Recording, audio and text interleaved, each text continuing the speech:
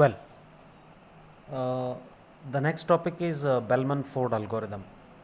So the Bellman-Ford algorithm is the algorithm used for the single source shortest path. So in the previous module, you have already seen single source shortest path algorithm.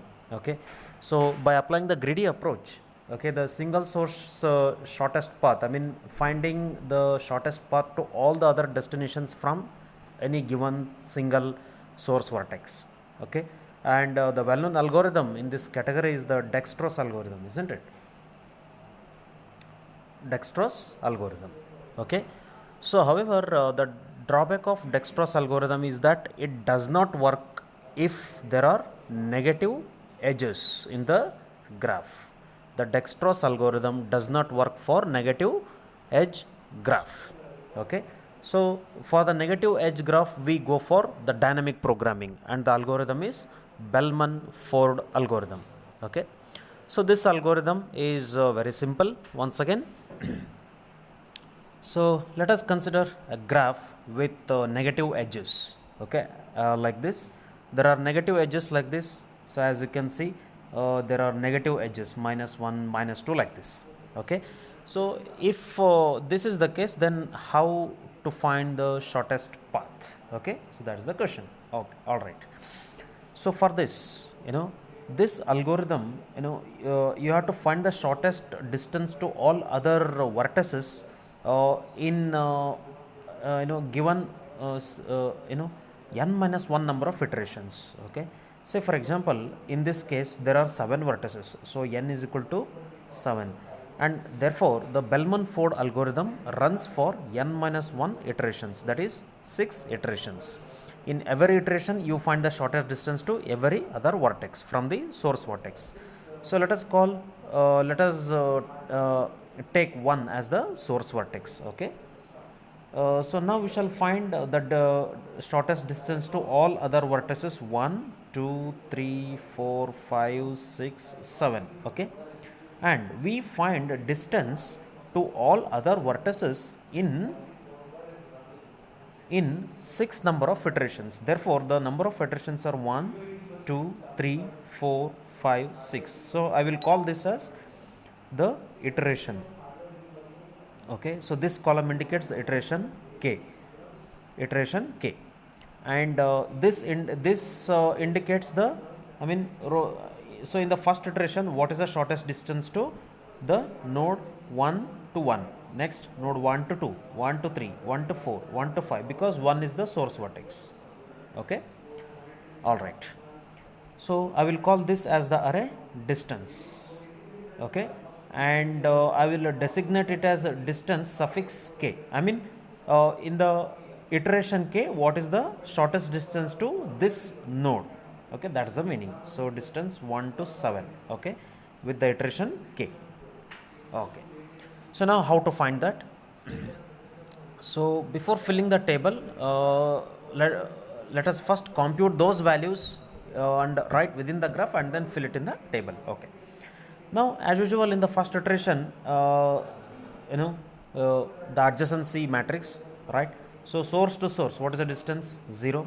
Next 1 to 2, what is the distance? There is a directed edge, isn't it?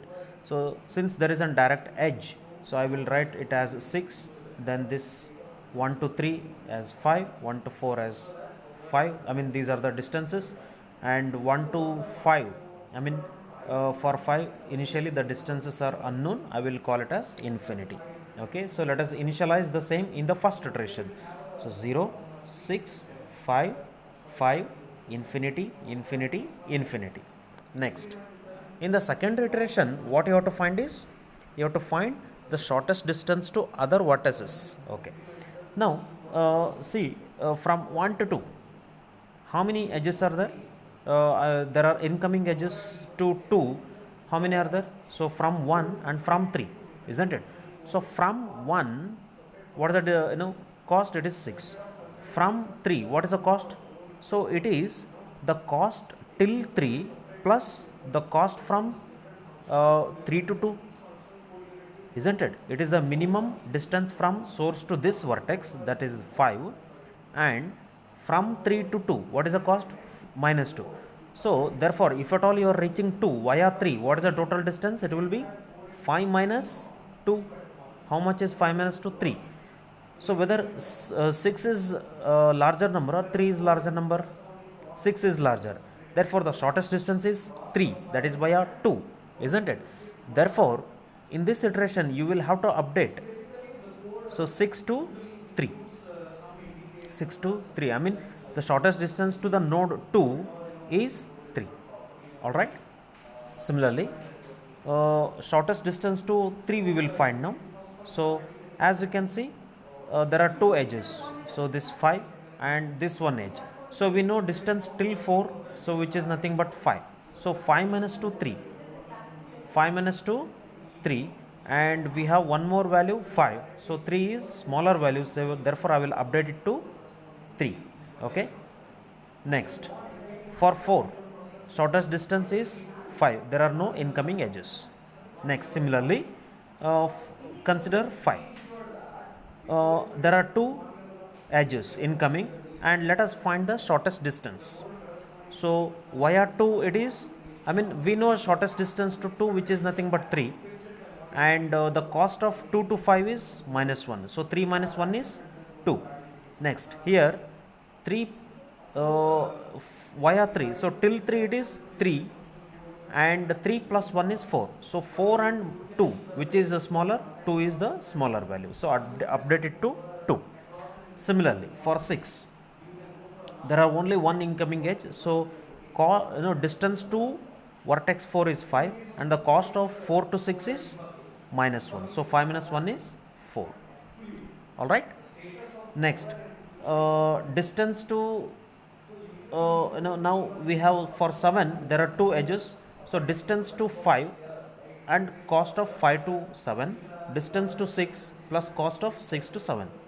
So it is 2 plus 3 5, 4 plus 3 7. So 5 is the smaller value. Therefore these are the values in the second iteration: 0, 3, 3, then 5, 2, 4, 5. Okay. Next, in the third iteration, so 0 to 1 to 2. So value is 6. Currently the value is 3. Next, we have one more incoming edge. So cost is, see here the cost. So cost of reaching till 3 is 3, which was updated in the previous iteration, and now the cost from 3 to 2 is minus 2. Minus 2 it is. Therefore 3 minus 2 is 1. Therefore this value gets updated to 1. Okay. Next, distance to 3. So we already, I mean we have two incoming edges. So one is having the cost of 5, another is, so the cost till 4 is 5. So 5 minus 2 is 3. So 3 as it is, 3 does not change. Then for 4, 5 as it is. Next, for 5, 1 minus 1 it is 0. Therefore 2 gets updated to 0. Next, for the node 6, so it is once again 5 minus 1, 4. Next, for node 7 it is 0 plus 3, 4 plus 3. So 3 is the smaller value. Therefore it is 0, 1, 3, and then 5, and then 0, and then 4, and then 3. Correct. Next, in the fourth iteration, so once again as you can see, for the node 2, okay, for the node 2 we have two incoming edges. So one is the value 6, another one is 3 minus 2, 1. So 1 does not change. Next, for 3 we have 5 minus 2, 3. Next, for 4, 5 as it is. For 5, 1 minus 1, 0. And for 6, 5 minus 1, 4. For 7 it is 3 as it is. So in the next iteration also we see that these values does not change, and in fact if you run till all the iterations, these values does not change. Okay. So Bellman-Ford algorithm runs for n minus 1 number of iterations. Okay, and these are the final shortest distances. These are the final shortest distances from the source vertex. Okay. So with this we shall see the simple formula. Okay. So let us call see,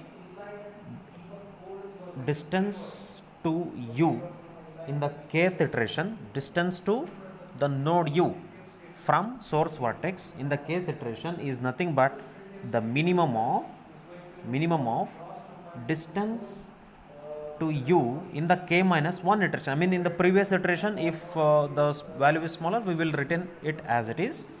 Otherwise, what we have to find is, we have to find which all the incoming edges to that vertex, and we have to find the minimum out of that. So it is minimum of I. So distance to I in the previous iteration plus cost of I to u. Okay. So what is this? So let us I mean we have to consider all the incoming edges to a vertex. So let I denote that all the incoming edges. So in the previous iteration, so what is the minimum cost length from source to this vertex plus cost of from this vertex to the required vertex. So that is what. See here, for 2, as you can see, earlier value is 6 and the current value is 3 minus 2. What is 3? 3 is nothing but the distance to the vertex 3. Distance to vertex 3, distance to vertex 3 in the previous iteration. So it is in the previous iteration plus cost of 3 to 2. So cost of 3 to 2. So minus 2. So which is nothing but 3 minus 2, which is nothing but 1. So that is how we get updated. Alright. And hence the formula is like this. So this is about the Bellman-Ford algorithm.